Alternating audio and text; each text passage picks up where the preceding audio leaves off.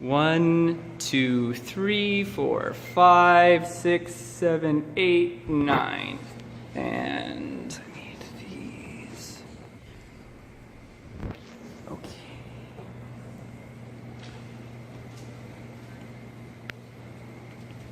All right, so my speech, can you get to see this?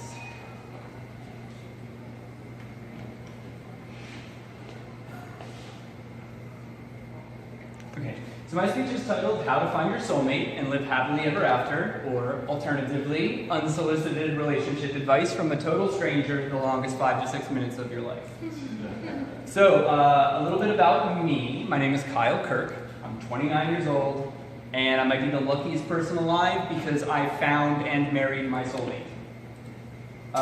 This is her on the left, obviously, actually the day that we met, which was April 19th, 2015. We met at my very first rave. These two girls walk up to me, asked me to take their picture. I pulled my own phone out of my pocket, and they're like, no, with our phone. And I was like, oh, that makes sense, I'm sorry. I took their picture and was completely just like smitten with her. I tell people all the time that from the moment I saw her, I could imagine my life with her, but after our first date, I couldn't imagine my life without her.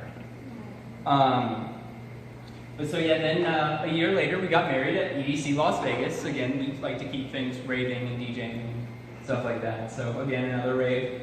And so a lot of people might look at that and think, well, is it just luck? Like, did I just randomly happen onto my soulmate? Well, not if you look at my first marriage, which ended poorly, very poorly. How poorly?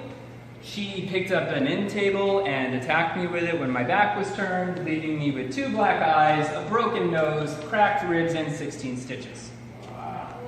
So that left me a lot of time to basically wonder what causes marriages to succeed or fail. So here's what we're going to talk about. What causes a relationship to fail? What's the optimal strategy for finding happiness? And what's the optimal strategy for finding your soulmate? So Dr. John Gottman, who is a relationship counselor for over 40 years, basically figured out that relationships fail due to harsh startups, 4 specific negative emotions, which he called the 4 horsemen of the apocalypse, and lack of positive framing. There's other things, but they're mostly symptoms of these. Now, harsh startup, 96% of the time, the way a conversation starts is the way the conversation will end. The same emotional state. So if you start a conversation angry, 96% of the time, you're going to walk away angry. Also, if a conversation begins with contempt or criticism, you can reliably predict the conversation will end within 3 minutes. It's like it's an anomaly for it not to go on longer than that. So if we kind of, and then basically how can we avoid this? By choosing your words and tone carefully. Just think about the way you're presenting. It's not what you're saying in the conversation that necessarily matters. It's how they perceive what you're saying. So then the 4 horsemen of the relationship apocalypse are, my notes are out of order, criticism, defensiveness, stonewalling, and contempt. If these behaviors are allowed to progress unchecked in your relationship, it will fail, inevitably.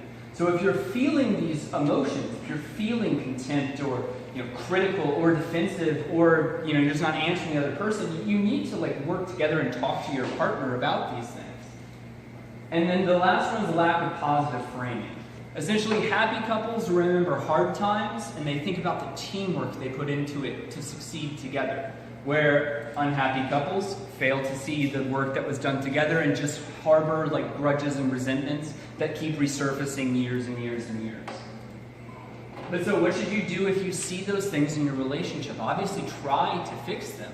But if they're not fixing, then dump them, seriously. If you break out, okay, so this is statistically, you should dump the first 36.8% of your total serious relationships to have the highest probability of being happy. Mathematicians have been studying this since in 1960 when Martin Gardner's Mathematical Games column in the February issue of Scientific American posed this question. How do you pick the best candidate out of an unknown number of potential candidates?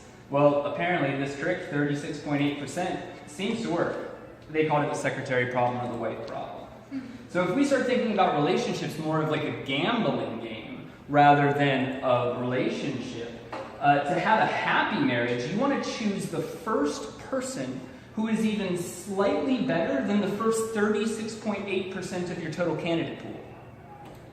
The math is way too complicated to get into in 5 minutes, but basically on this chart you can see that if you choose the first candidate, you win twice, second candidate, win twice, third candidate, you win twice. But if you date and reject the first suitor, then choose the next suitor who's better than the first, you win 3 times. So, as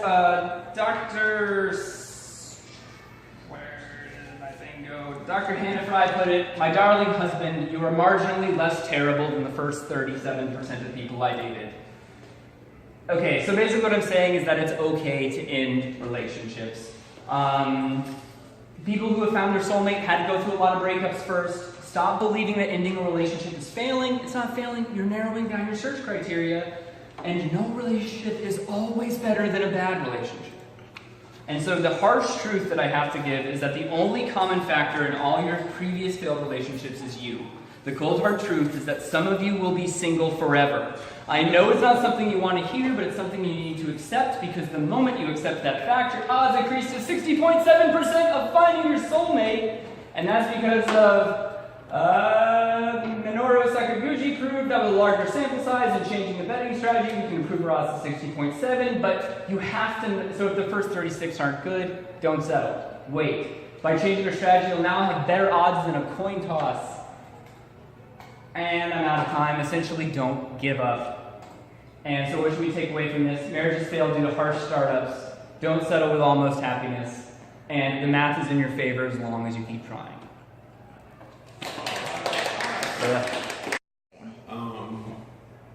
Is there any telltale sign that this relationship is over? That if you're harboring any of those 4 like emotional resentment things, it's pretty much sign that it's over. It's kind of one of those things where if it's in the back of your head and you're wondering, like, I don't really like the way they're doing that. Like, mathematically, you don't have to settle. You've got a 60% chance of finding your soulmate, because in his model, finding someone who's not is considered a lost condition.